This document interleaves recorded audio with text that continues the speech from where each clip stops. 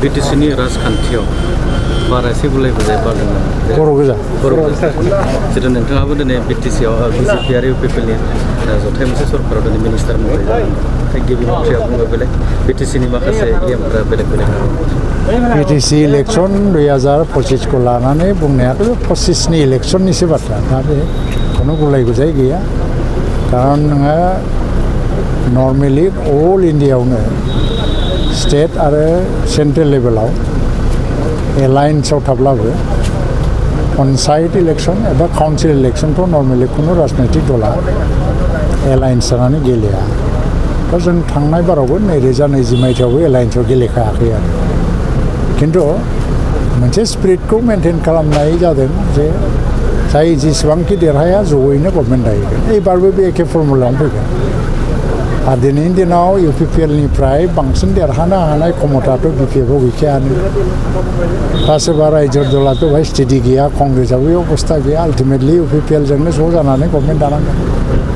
दा गेलेनायाव आलदा आलदा गेलेयोबाथ' बे मोनसे अपरचुनिटिसो बयबो सब सिटआव गेलेनो हायो सोर बबेहाय मा बेसेबां स्ट्रेंथ दं जों देखायलायनो हायो दा बे मोनसे इस्यु नङा आरो मोनसे मा जाहैबाय आङो बेखौनो बुंनाया मा जिहेतु जोङो मोनसे सान्थि सुक्ति खालामदों आरो मोनसे एरियायाव सान्थि स्थापन खालामनांगौ सान्थि गायसननांगौआ बहुत बोसोर नांगौ बे बोसोरथाम बोसोरब्रैजों जाया आरो जायफ्रा सुक्तियाव साखि बा साखर माने सहि होदोंमोन आसाम गभर्नमेन्ट भारत सरकार आरो NDF आबसु बिसोरनो ज' मिलायनानै सान्थिखौ स्थायि खालामथारनांगोन थ' बेखौ जों गेजेराव रावबो गारनो हाया बेखौ BJPआबो मिथियो गभर्नमेन्ट अफ इन्डिया मिथियो गभर्नमेन्ट अफ आसामाबो मिथियो दा ओंखायनो जों गेलेनायाव जेखि गेलेया आलदा आलदा गेलेलायबाबो देरहानाया UPPआनो नाम्बार 1आव थागोन BJPआ हयथ'बा नाम्बार 2आव फैनो हागौ BPFआ नाम्बार 3आव थांनो हागौ बा सोरबाया नाम्बारा पजिसनफ्रा सोलाय सोल'बो जानो हागौ 2, 3 बायदिसिना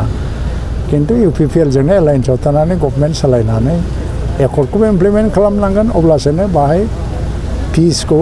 एस्टाब्लिश खालामनाया पार्मानेन्ट जागोन लं टार्म जागोन नाथाय सासे EMआ गावनि बसखौ बायदिसिना बुंनाय बेयो बेसेबां गनायथाव बे मा अबस्थायाव बुंदोंमोन आं बुंनो रोङा बे BTC सिङाव मा जाबाय थादों आजिखालि बहुत मानसिया राजनिति सिकिउरिटि लानानैबो एसे फिउचारखौ लानानै बहुत सिन्था खालामग्रा जाबायथ'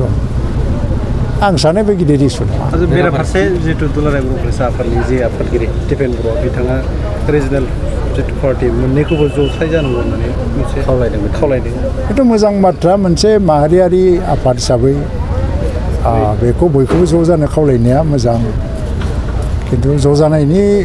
प्रिन्सिपला मा जागोन जे जोंनि BTR एकर्डखौ इमप्लिमेन्ट खालामनांगौ बेवहाय बयबो मदद होनांगौ आरो फिस एस्टाब्लिश खालामनायाव बयबो मदद होनांगौ दा बेसो बेसिस जाहैगोन ना बेखौ गरायनानै जाय फैनो हायो थ' बिसोरजों गोरोबलायनायावथ' जेबो आपत्ति गैया खिन्थु दा बेयो बबे लेभेलाव सोरनि लेभेलाव मा डिसकासन जाबाय थादों जिहेतु आं बेखौ बुंनो हाथ'नाय नङा खिन्थु दुलाराय बर' फरायसा आफादनिफ्राय नैबे समाव बेबायदि जि खावलायनाय हगारदों बेयो जोबोद मोजाङानो जादों